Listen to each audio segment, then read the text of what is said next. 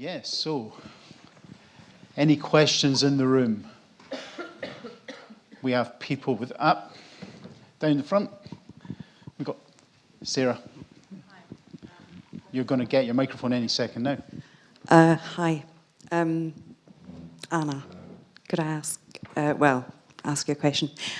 So I am really delighted to have heard you speak. I am a doctor, I'm a neuroradiologist, and my experience of being an interventional neuroradiologist was an interesting one, and I'm no longer an interventional neuroradiologist, and I've been on a bit of a journey the last 4 years trying to kind of rebuild myself after that experience. And through that, I came to restorative practice. I was very inspired by the story of Merseycare and how they've completely transformed their culture. So I've recently trained as a restorative approaches facilitator, and what you're describing there is exactly what I've been taught. And one of the great things I was able to do through my one-to-one training was identify my unmet needs. And I hadn't been able to do that on my own. And it was completely transformative. And I now want to use that skill to help other doctors identify their unmet needs, because I see so much frustration, anger, emotional repression, shutdown in my medical colleagues. And Civility Saves Lives, absolutely amazing. It's now coming to Glasgow, which I'm thrilled about. But I can see that there's, as you discussed, there's already the shutters are down. It's like, don't talk to me about kindness. How dare you talk to me about kindness? I know how to be kind. And I'd love to connect with you and talk to you more about what you do. So really happy to connect. I guess, how do we explore someone's unmet needs? So I love the question, what matters to you? So the Institute of Healthcare Improvement does a beautiful workshop summary around joy in work. And so I use that framework quite a lot with teams. So what matters to you? Then they talk about the pebbles in the shoe. So, what's getting in the way? And if there's a really big, ugly rock, even if it's really difficult to move, that's the thing to maybe work on, whilst also taking out the pebbles in the shoe. I was also really struck by how we introduce ourselves. So we introduce ourselves by our professional titles, don't we? And Chris saw me wince when he was doing it. That's quite disconnecting. How about if we introduced ourselves by our personal values? How about if we introduce ourselves in a more humanising way? That might be really interesting as well. Actually, I'd like to ask a quick question of Janet. How do people introduce themselves in your organisation? Because your organisation has a lot of quite defining characteristics about people, and how does that work for you guys? Yeah, so we would introduce ourselves in our business to each other, and even externally, as I would be, hi, I'm Janet, I love running, I love the outdoors, I'm quite quirky, I'm quite different. Or if it was somebody else, I might be, my name's Anna, I'm autistic, I've got autism, ADHD, and I love who I am. So that's the sort of thing that we would encourage our colleagues to do in our business, because there's nothing wrong with being different. We're all special and unique. We can still belong to each other, but be special and unique, so there's nothing wrong with that. Can I just say one more thing? That's exactly how every restorative meeting starts. So you go around the room. The first restorative meeting I went to, I thought, when are they actually going to start talking about the business? Like, this is weird. They were like, yeah, so just tell us your name, how you're feeling today. Tell me about something interesting that happened to you this week or that made you feel compassionate. And then everybody told a little story. And I was sitting there thinking, this is nuts. These people are nuts. But then I realised, having, worked with these guys a bit more, how utterly transformative it is. So the meeting I was in was with the Restorative Justice organisation in Northern Ireland. And the head of that organisation is a former paramilitary. And, the power of building human relationships is incredible, and it's transformative. And that's what Merseycare have done. And the statistics from their work, have you seen them? They're incredible. Yeah. Got another question in the audience. See if pointy finger. Down this end, Fran. And then we'll come to you, Adrian, after that. Thank you. So I will change my introduction. My name is Becky. I am a hopeful, exhausted mum of 3. I am also a midwife, and actually I've worked with Emma at Birmingham Women's for many years, but now work as the clinical lead for culture and leadership at NHS England in the National Maternity and Neonatal Programme team. So we at the moment have a programme for our senior perinatal, so maternity and neonatal leaders, and the threads are all of the threads of today. So it's compassion and hope and kindness, and everybody that we meet absolutely is on board with all of that. They absolutely buy into it. But the thing that we constantly hear is, this is fantastic, but then we go back to the day job, and the context in which we're working just prevents all of this from being a reality. And actually I've been making lots of notes listening to you all this morning of tips that we might give back to these people. But I just wondered what would your response be in answer to the challenges that they have? That sounds like you, Paul. Right there. Thank you. Lovely to meet you. So I get the wonderful opportunity to spend a lot of time out on sites with teams in an improvement transformation role, but very often they don't need support with that aspect of their business and their service. What they benefit from is creating an environment and a culture for improvement.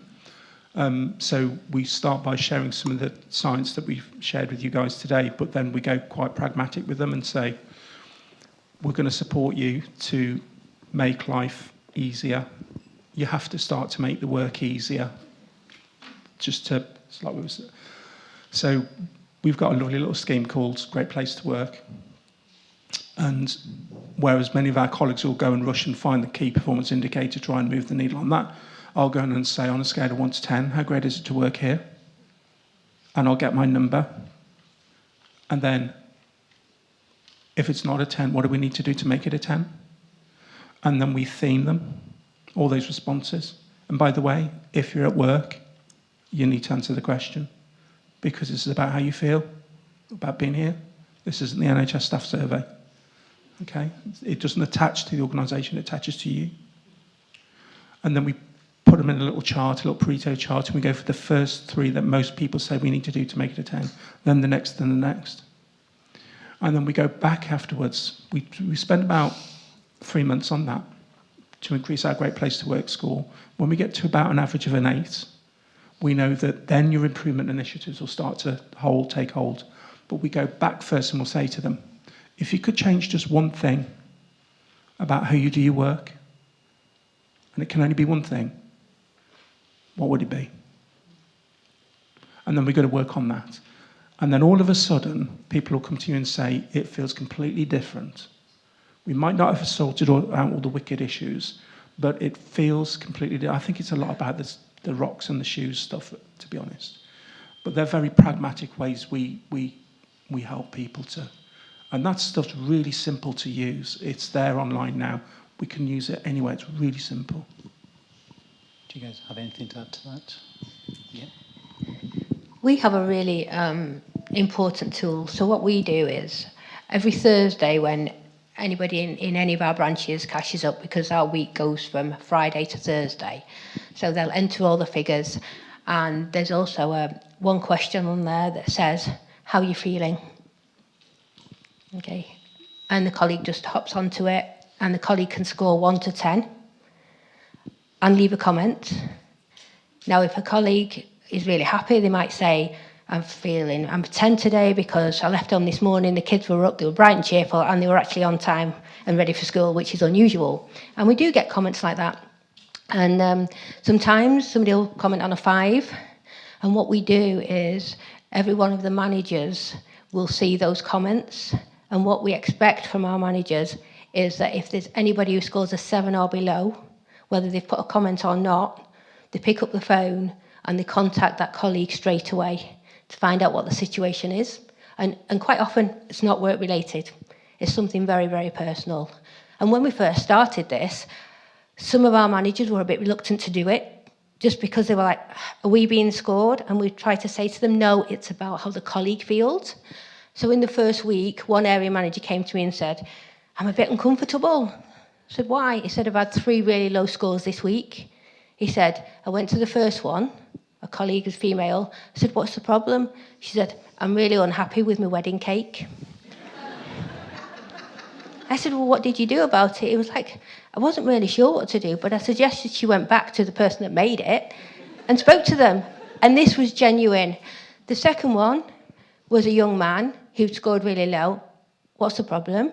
He said, I'm really unhappy. I can't find a girlfriend. So I said, what did you suggest? He said, I suggested he went on Tinder.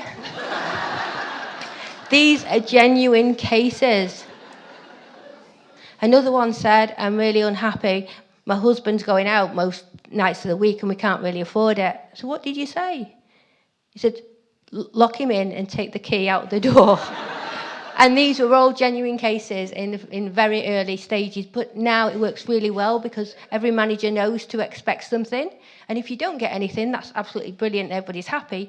But if you do, please act on it. Don't try and ignore situations because it's uncomfortable. And you might be thinking, I don't know what to do to rectify the situation. Just speak about it and say, actually, I don't know what to do, but I'll find somebody that does. Thanks. So I was just thinking about a change that I would love to see. So just imagine throughout the NHS, if at the end of every meeting you felt more connected and more energised than you did at the beginning of the meeting. Because otherwise, why are we meeting? So it fascinates me that we seem to have got into this system, and I think COVID has probably made it worse because we have more meetings because you get so many more Teams invites. But it strikes me that we spend such a lot of our time sat in meetings that are draining us, de-energising us, not motivating us, not improving change, not all the nots. So I would love some sort of brave organisation to start measuring some aspect of well-being at the beginning and the end of the meeting. And if it's gone the wrong way, really investigating, do they need the meeting? What's the purpose of the meeting? How can we change it? There's a little idea that has been mulling around for a while. Right. You guys? Yeah, we've got a question online that says, is resilience hindered by leaders who do not like to change their ways? For example, have been too long at an organisation and only know a particular way? When you said, for example, I thought you were going to give somebody's name. And I thought, I hope it's not me. I'll start. So I like to think of resilience as, particularly within teams, as between people. So actually, if you're working with colleagues, and particularly with a leader where you don't feel that you can be vulnerable, where you've got that support, and that they're invested in nurturing you, then that's going to have a massive impact on your resilience. And I think we need to start thinking about team resilience more than individual resilience, would be what I would say. So leaders have an enormous responsibility, but we also, as leaders, need to be self-aware as to where we then nurture our resilience from. I believe that often in businesses, and it'll be the same in the NHS, that leaders like to be in control, okay? And they have a fear of giving that autonomy away because either they won't feel important anymore and they'll lack self-esteem themselves. A great leader is just there to inspire, to ensure that people can be the best that they can be, okay? To encourage people to improve, not to issue orders, to help them thrive. And that's what makes a good leader, not somebody who feels like they're totally in control. And I do think it is a lack of self-esteem. They won't sit back and watch people thrive because they firmly believe that they might not be needed. And I think until leaders can understand that and appreciate it, things won't change.